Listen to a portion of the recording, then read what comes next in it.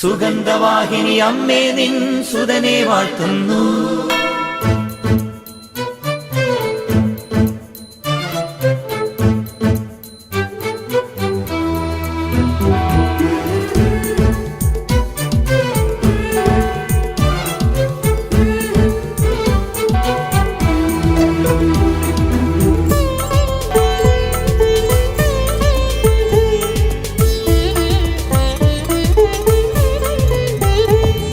സ്നേഹമുള്ള സഹോദരങ്ങളെ, പ്രഭാതവന്ദനം.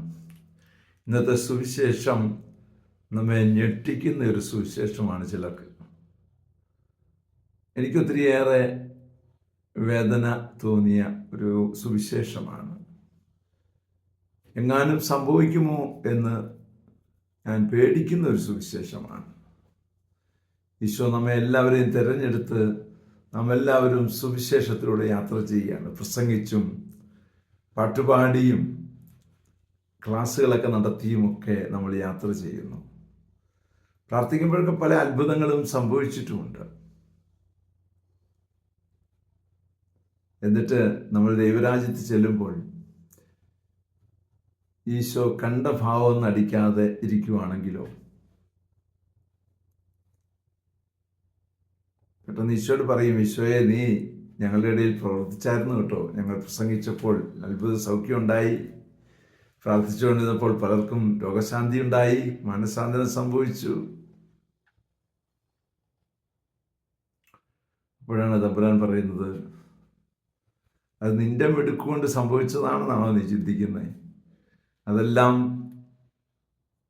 ആ ഓരോരുത്തരും മനസ്സാന്തരപ്പെട്ടതുകൊണ്ടും ആ ഓരോരുത്തരും യേശുവിൽ വിശ്വസിച്ചുകൊണ്ടും സംഭവിച്ചതാണ്.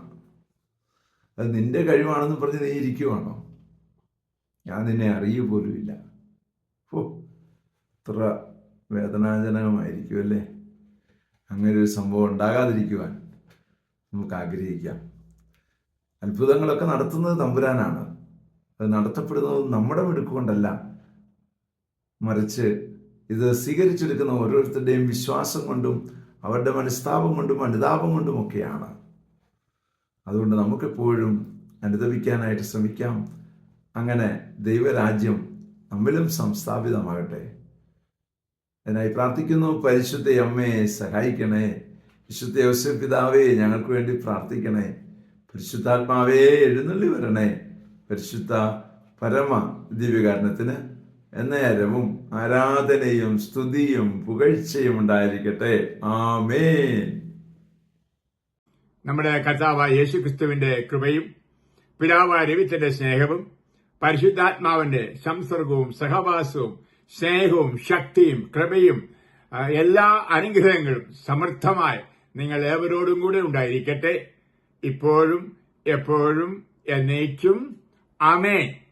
സുഗന്ധവാഹിനി അമ്മേ നിൻ സുതനെ വാഴ്ത്തുന്നു.